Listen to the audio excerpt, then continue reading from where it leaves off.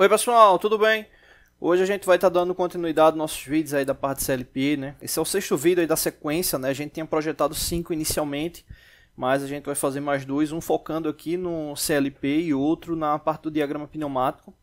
Né? Vamos fazer aí bem rápido para a gente só entender um contexto aqui da referência dos elementos no programa e no CLP, né? Como é que fica o tagueamento, tá bom? Então a gente fez aqui o desenho, né, um desenho base aí do CLP, conforme no programa, né, no CAD-Simo, né, para quem estava acompanhando.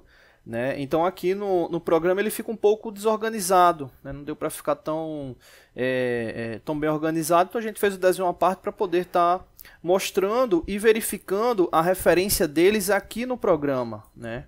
No programa e nos elementos, né? Então vamos lá verificar. Bom, aqui vamos verificar logo as entradas, né? Tá aqui a relação das entradas, né? São 8 elementos de entrada, no caso duas botoeiras, a botoeira Start e a botoeira Reset, e os sensores, né? Os sensores magnéticos dos cilindros pneumáticos, né? No caso são 6 sensores. Beleza, aqui está a referência de cada um deles no que diz respeito às entradas. Exemplo, a botoeira Start, ela está com referência I0.0. Né? Então é essa referência que eu tenho que colocar no programa CLP quando eu quiser, no caso, submeter uma ação desse elemento físico. Né? Então, exemplo, eu vou voltar lá no programa. Aqui, se a gente for observar, né, como a gente já tinha comentado, né, a gente tem essa referência aqui para o I0.0. Né? Então, quando a botoeira for acionada, a mudança lógica vai ser nos elementos que estão com essa referência aqui, I0.0, ou seja, porque faz referência àquela entrada. Né? Então, no caso, quando tiver a ação física daquele elemento, né, no caso, esse endereçamento aqui, como ele está com a lógica dele aberto, ele vai fechar. Né? Então, com base naquela referência. E isso vale para todos, obviamente, que estejam referenciados aqui no CLP. Né? E aqui a gente tem os outros elementos. Né? Se a gente for observar os sensores, eles estão dispostos, né, do I0.1 até o I0.6. Né? A referência deles vai aqui de menos A0 até menos A5. Aí você pergunta, poxa, que referências são essas aqui? Inclusive da botoeira também, que está aqui menos S. Essa referência é referência direto no elemento, né, no programa. Né? Ou melhor, né, no elemento físico, né, que faz referência no programa, né, e não na programação. Na programação, o que vai interessar são esses elementos aqui. Né, no caso aqui de I0.0 até I0.7. Então, exemplo, I0.7, quem representa? A botoeira Reset. Né? I0.4 é o sensor, né, magnético ali menos A3. Esse sensor magnético menos A3, ele faz referência a qual cilindro pneumático? Né? Vamos voltar lá e aí a gente vai encontrar esse tagueamento do menos A3. No caso aqui a gente não encontra o menos A3, né, que é o programa. A gente vai verificar ele no elemento que faz referência aqui à parte física. Né? Então, no caso, se a gente for observar, olha aqui onde ele está, menos A3. Ou seja, é o sensor que indica quando esse cilindro B, o cilindro 2 aqui, ele está avançado. Né? Quando esse êmbolo aqui desloca, né, vem para aqui para essa posição, é esse sensor que vai ser ativado. Então, esse sensor ele está com referência menos A3. Mas ele no CLP, ele está ligado àquele borne específico. Então, aquele borne específico ele vai ter uma referência aqui no programa.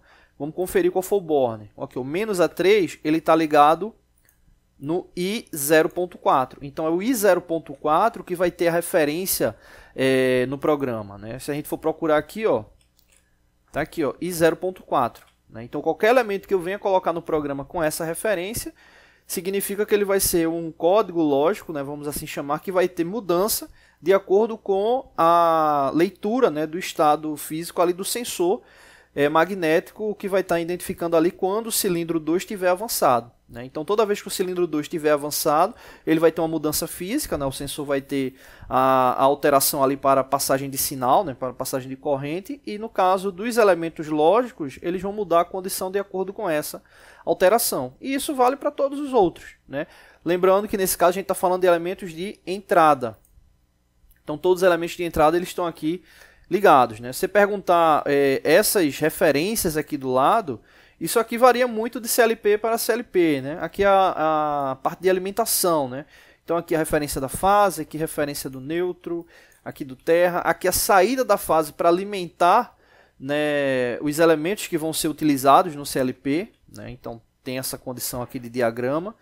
E dessa mesma parte aqui da ligação, né, ele segue aqui para baixo, né? Então aqui ele segue o neutro para estar alimentando ali os elementos de saída, né? Assim como a fase também ela chega aqui em dois blocos, né? Ele chega aqui nesse 1L e nesse 2L. Lembrando que isso aí pode alterar de CLP para CLP, né? E aqui são os elementos de saída, né? Nesse caso, os elementos de saída tem a bobina, né, ali do contator, do motor, né, que está aqui no endereçamento Q0.0. Tem os outros elementos que no caso aqui são as bobinas das solenoides, dos cilindros, né, que vai de Q0.1 até Q0.6. E por último a lâmpada, que é o Q0.7. Né, então aí é o endereçamento deles. Né. Então no caso, nas saídas ligadas ao programa do CLP, a referência deles, né, exemplo aqui, ó, Q0.1, né. Quem é Q0.1? Se a gente for observar aqui, a gente vai verificar o seguinte, o Q0.1 ela é essa solenoide aqui. Que solenoide é essa? É a solenoide 1. Né? As solenoides elas estão com essa identificação aqui, ó, 1, 2, 3, 4, até a 6, e no caso a solenoide 1 é que está com o endereçamento Q0.1.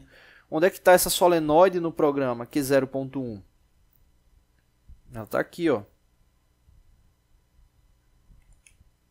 Desculpa, Q0.1 é o endereçamento da solenoide no CLP, né? É o endereçamento da solenoide no CLP. A Q0.1, a referência dela é a solenoide 1, né? Então tem que verificar a solenoide 1 lá no programa. No caso, a solenoide 1 ela está aqui, ó. É essa aqui, né? Então aqui tem a 1, a 2, a 3, a 4.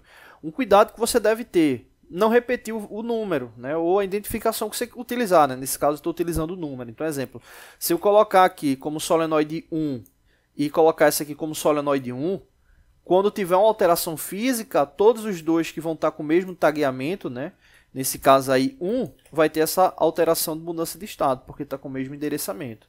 Então, se você observar nesse programa, todos os elementos que estão tendo atuação, eles estão com códigos diferentes. Né? Então aqui os sensores, né? Menos A0, menos A1, até o menos A5. Né? As bobinas solenoide, né? Que vai de 1 até A6. Os próprios cilindros, né? Cilindro A, B e C.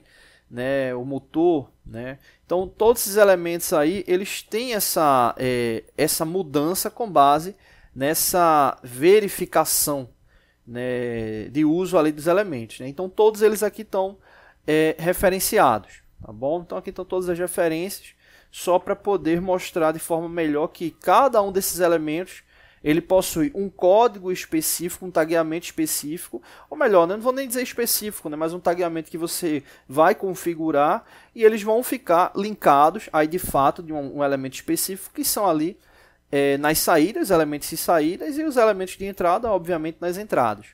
Então é importante ficar atento com essa codificação. A codificação do elemento, exemplo, essa botoeira aqui, tá codificada com "-r". E a entrada que ele vai ter ali no CLP. Nesse caso aqui ele está no I0.7.